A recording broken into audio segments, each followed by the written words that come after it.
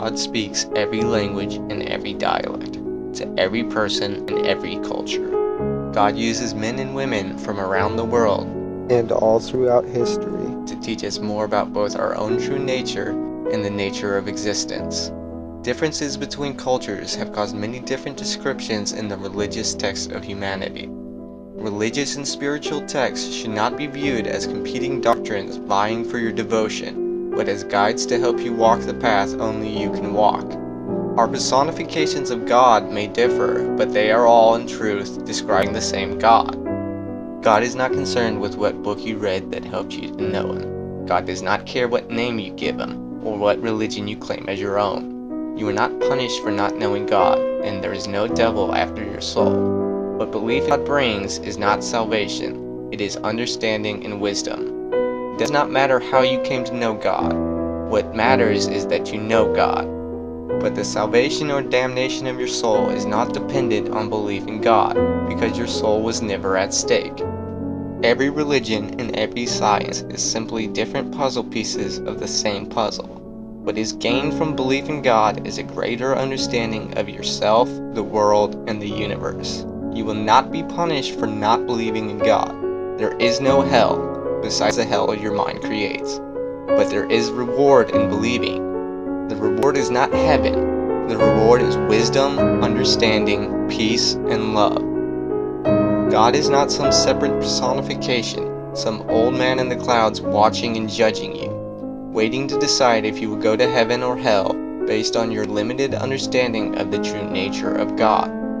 How can any human, with our finite perspectives, ever get a full view of the limitless nature of God? God exists outside of space and time. It is the force that holds the universe together. It is what keeps the laws of physics the way they are, and it is the awareness from which all awareness arises. It is not a he, nor is it a she, but it is you and it is me. God is the infinite void. It is everything and it is nothing. Nothing can be added to infinity, and nothing can be taken away. It cannot be divided, and it cannot be multiplied. How then could the universe be created? How can God construct something without any outside materials to use to build? The same process we humans use to create without adding, subtracting, multiplying, or dividing ourselves, without using outside materials. We were created and are contained within the mind of God. We are the imagination of the infinite awareness that we call God. God, in my simplest definition, is awareness. Not thoughts or ideas, but the pure awareness lying within everything. The part of you that watches the thoughts in your head. It is the part of me that is a part of you. The part of us that is a part of everything. My favorite analogy is Romeo and Juliet. While all the characters in the plays are their own separate entities, they are all contained and created within the mind of Shakespeare. You are not God, but God is you. Just as Romeo is not Shakespeare, but Shakespeare is Romeo, Juliet, and all the characters in all of his plays. The physical universe is no more real than your dreams. The difference between the two is that the physical universe was created by the infinite awareness we call God. Having created the entire universe, we then forgot our own true nature, as the awareness that is all awareness, to explore the universe of our own mind, the infinite mind that is God, interacting with different parts of ourself, debating whether or not the part of us that created everything exists or does not. It is like the atoms in our bodies debating whether or not we exist. Anger is an anchor, keeping you in the harbor of sorrow and despair. Forgiveness is the winds that carry you into the sea of peace and bliss. Learn to go beyond forgiveness.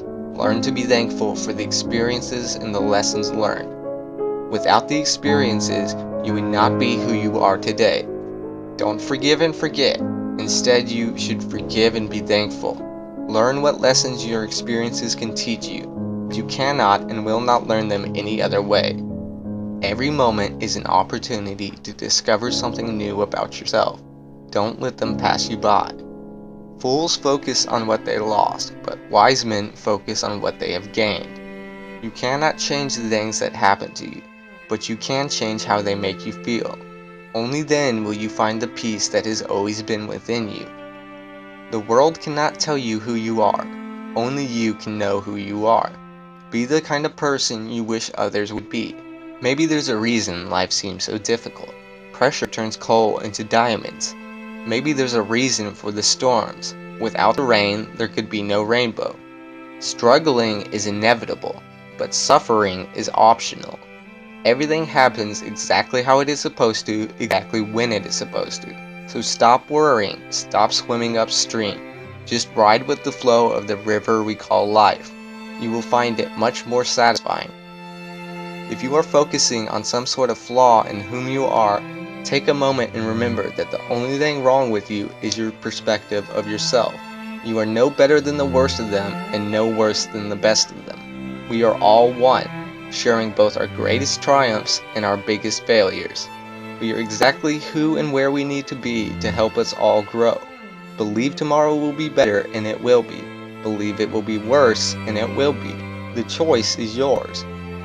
When you think it is impossible, it becomes impossible. When you think it is achievable, it becomes achievable. Whether you think you can or you think you can't, you are right. Fear nothing, for you are not your body, and no true harm can ever come to you. The world is a product of your own imagination. When you desire nothing, you will realize that you have and know everything. Desire is the result of you looking to the outside for the things that can only be found within, the things we have always had but have forgotten were within us. When it seems like your burden is far too large or far too heavy to carry, always remember, pressure turns coal into diamonds. There is a rainbow after the heaviest rains. It takes a cocoon to turn a caterpillar into a butterfly. Beautiful flowers grow out of the dirt. Forest fires germinate seeds and create new life. The universe started with an explosion, and you are the result of all that has happened to you. Sometimes life has to be a little rough, to polish and shape us into our purest form. So embrace the pressure, embrace the flames. Let them shape you and mold you into something new and beautiful. Let the impurities melt away, and you will be left with only the purest, most beautiful parts of yourself. The largest burdens are placed on those who are most capable of carrying them. There are many paths to the top of the mountain. Some of them will twist and turn, going both up and downhill with lots of views along the way. Some will lazily circle the mountain, slowly going higher and higher, but taking quite some time to reach the top. Some of them are full of danger and people saying, "Go back, this is not the way." Then there are those who will take the most direct route, regardless of how much of a struggle it will be, climbing sheer cliffs and sharp rocks with the single goal of reaching the top. But the end result is always the same, and we will all be reunited as we gather together on top of the mountain.